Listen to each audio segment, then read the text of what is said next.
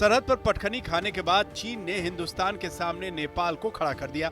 परेशान करने के लिए ओली के कंधे पर रखकर बंदूक चलाई। हालात ये हो गए कि भारत के साथ सदियों पुरानी रोटी बेटी के रिश्ते को भूलकर नेपाल के पीएम केपी शर्मा ओली चीन के मोहपाश में फंस गए। शी जिनपिंग के साथ नई नई दोस्ती रास आने लगी तो भारत के खिलाफ ही जहर उगलने लगे। भारत के काला पानी, लिपुलेख और लिम्पियाधुरा को नेपाल का हिस्सा बताने लगे और इन जगहों को नेपाल के नक्शे में शामिल कर लिया। भारत के साथ दुश्मनी की लकीर खींचकर केपी शर्मा ओली आहिस्ता आहिस्ता चीन के इशारे पर नाचने लगे।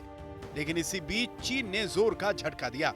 मौके का फायदा उठाकर चीन ने 33 हेक्टेयर नेपाली जमीन पर कब्जा कर लिया।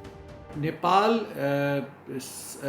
जो सर्वे डिपार्टमेंट है एग्रीकल्चर मिनिस्ट्री का, उसने एक लिस्ट बनाया है जिसमें 11 जगहों का उल्लेख है। चाइना ने इंक्रोच किया है 10 जगह पे, जो कि 33 हेक्टेयर्स ऑफ नेपालीज लैंड है। चीन का नेपाल का ज़मीन हथियाने का 2 तरीका है, एक रोड कंस्ट्रक्शन के माध्यम से और दूसरा कि चीन जो नेपाल के चीन के तरफ जो नदियां हैं उस पे चीन ने डैम बनाना शुरू कर दिया है, जिसके कारण जो नदी का प्रवाह है और नदी का फ्लो है वो नेपाल टेरिटरी की तरफ जा रहा है। भारत की जमीन पर नजरें गड़ाए बैठे चीन ने नेपाल के 10 जगहों पर कब्जा कर लिया। बीजिंग ने 33 हेक्टेयर की नेपाली जमीन पर नदियों की धारा बदलकर कुदरती सीमा बनाई। इसकी तस्दीक नेपाल के कृषि मंत्रालय की रिपोर्ट में भी हुई है, लेकिन केपी शर्मा ओली ने चुप्पी की चादर ओढ़ ली है।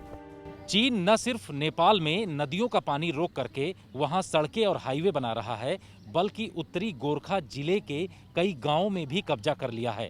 सूत्रों ने जानकारी दी है कि यहां पर चीन दमनकारी नीति अपनाने में जुटा हुआ है। यही वजह है कि अपने नागरिकों को न संभाल पाने वाले नेपाल के प्रधानमंत्री ओली अब भारत के खिलाफ साजिश रचने में जुटे हुए हैं। इसके चलते वो अपने देश के नागरिकों का ध्यान भटकाना चाहते हैं। चीन ने पैसे के दम पर नेपाल के साथ मनमानी शुरू कर दी। कई योजनाओं में निवेश करके नेपाल को झुकने को मजबूर किया। मार्च 2016 में चीन ने तिब्बत को सेंट्रल नेपाल से जोड़ने वाले रेलवे लिंक को मंजूरी दी। 2015-16 के बीच नेपाल में जितना निवेश हुआ उसका करीब 42% अकेले चीन ने किया। चीन ने नेपाल के रसुआ में पनबिजली प्रोजेक्ट शुरू किया। इसमें चीन ने 950 करोड़ रुपए लगाए। चीन ने one belt one road initiative का हिस्सा बनाकर नेपाल को फंसाया।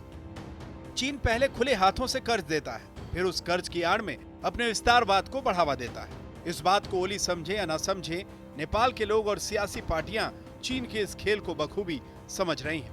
नेपाल को एहसास हो गया है कि वो चीन की कठपुतली बनता जा रहा है। ऐसे में नेपाल को समझना चाहिए कि भारत उसका शत्रु नहीं, उसका मित्र है। अगर वो चीन के चंगुल से नहीं निकल पाया तो उसका ज़मीर भी छिनेगा और जमीन भी।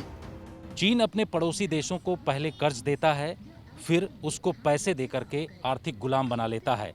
चीन नेपाल के साथ भी कुछ ऐसा ही कर रहा है। पर भारत और नेपाल के बीच में जिस तरीके का रोटी बेटी का संबंध है, वैसे में इसको भूलकर वो चीन की गोद में खेल रहा है। पर नेपाल को ये समझना चाहिए कि चीन उसकी जमीन भी हथिया लेगा और उसका देश भी।